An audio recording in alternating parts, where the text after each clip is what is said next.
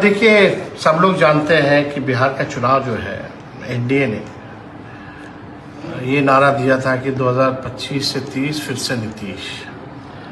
और जिस तरह से चुनाव हुआ, बीजेपी के घटक दल भी सब लोग जानते हैं, एनडीए के सभी घटक दल, कि किस हिसाब से तंत्र मंत्र पूरा सिस्टम लगा करके चुनाव हुआ। और उस समय भी हम चुनाव में भी घूम करके कहते थे कि नीतीश जी को भाजपा के लोग जो है हाईजैक कर रखे हैं और इनको दोबारा कुर्सी पे बैठने नहीं देंगे। और हम ये भी कहते थे कि महाराष्ट्र जैसा जो है रिफाइंड तरीके से बिहार में इस चीज़ को लागू किया जाएगा। और हमने कई बार भी कहा कि 6 महीने से ज़्यादा इनको कुर्सी पे नहीं बैठने देंगे। भाजपा जिसके साथ भी रही है उसको बर्बाद करने का काम किया है। और भाजपा तो आप जान रहे हैं कि ओबीसी, दलित, आदिवासी विरोधी पार्टी है। वो नहीं चाहते हैं कि भाई बिहार में ऐसा नेता रहे जो ओबीसी और SC ST की बात करता रहे। वो लोग तो चाहते हैं कोई ऐसा मुख्यमंत्री हो जो रबर स्टाम्प जो है वो मुख्यमंत्री बने। और ये जो सत्ता परिवर्तन जो हो रहा है ये जन भावनाओं के खिलाफ है। यानी जनता में जो है नाराज़गी है, लोग जो है बीजेपी के असली चाल चरित्र को जान रहे हैं। हम नीतीश जी के साथ भी काम किए हैं पहले भी, लेकिन ज़्यादातर विपक्ष में हम रहे हैं। आप देखिएगा, जब 28 जनवरी 2024 में छोड़ के गए थे, जब उनके पास कोई रीज़न भी नहीं था छोड़ने का, तब भी हमने कहा था कि भाई बीजेपी जो है अब इनको समाप्त करेगी। आपको दुख है? तो हमारी पूरी सहानुभूति है उनके प्रति, और जो भी उन्होंने बिहार की सेवा की है उसके लिए हम जो है उनको धन्यवाद भी देना चाहता हूँ।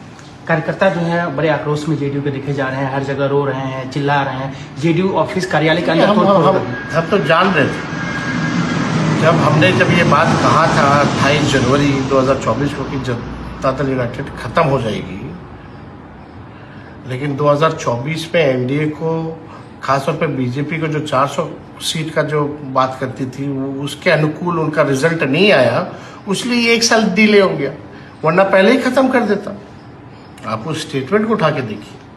और चुनाव के दौरान भी हमने कई बार बोला है कि इनको ये लोग रहने नहीं देंगे। सदन में कई बार हम लोगों ने बोला है, पूरा सिस्टम जो है हाईजैक कर रखा। आपको पहले से उम्मीद थी कि ऐसा होने वाला है इनके साथ? हाँ, एकदम। हम तो शुरू से बोली ना, हम आपको तो तारीख गिना रहे कब हम बोले। आप जरा उठा के उसको भी देखिए। और भाजपा जिसके साथ रही उसको खत्म करने में लगी रही है। इसका एग्जाम्पल एक है महाराष्ट्र में, अगर देखा जाए तो भी हमने इसलिए कहा था कि महाराष्ट्र में जो हुआ, सिंधे जी को आगे करके फिर जो है भाजपा ने अपना मुख्यमंत्री बनाया, तो उसी को रिफाइंड तरीके से बिहार में इन लोगों ने काम किया। काम वही किया, तरीका अलग। तो इसमें बीजेपी की या कह सकते हैं कि जेडीयू के ही कई नेताओं के नाम आ रहे हैं जो उनके कार्यकर्ता हैं, चिल्ला रहे हैं, तो क्या आपको क्या लगता है किसने किया? सब जान रहे हैं। हमारे प्रदेश अध्यक्ष भी कहते हैं कि 3.5 आदमी हैं वहाँ। अब 3-4 उधर हो, जो लोग भाजपा के सामने मस्तक हो गए हैं, कुछ लोग भाजपा से जो आए हैं वो तो बर्बाद कर दिए इनको। उनके बेटा को लगता है सर आगे बढ़ाएंगे बीजेपी, और जो भी वो कहा जा रहा है कि निशांत दबाएंगे बिहार? देखिए, निशांत को तो बहुत पहले आ जाना चाहिए, लेकिन जो 3.5 लोग हैं उन लोग आने नहीं दिए। कई लोग ऐसे हैं पार्टी में और पार्टी के बाहर ब्यूरोक्रेट्स हैं जिनका नाम आप खुलेआम लेते थे कि यही लोग पार्टी को हैंडल कर रहे थे, तो अब उनका क्या होगा जब नीतीश जी चले जाएंगे?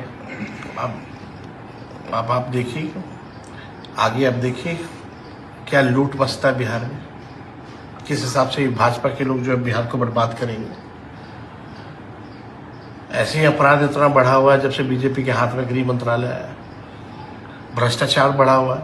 CAG का रिपोर्ट उठा के देख लीजिए, 70,000 करोड़ का कोई हिसाब किताब नहीं है। इस बार जो CAG का रिपोर्ट आया उसमें कहीं तालमेल ही नहीं है। कहाँ है ये पैसा? तो बिहार के लोगों ने बर्बाद कर दिया। अब आगे की लड़ाई आप लड़ने के लिए तैयार है? क्योंकि नीतीश कुमार को एक समाजवादी ना, हम लोग एकदम लड़ेंगे भाजपा के खिलाफ। हम लोग हमेशा उसके विचारधारा के खिलाफ रहे हैं और लड़ेंगे, उनको हराएंगे।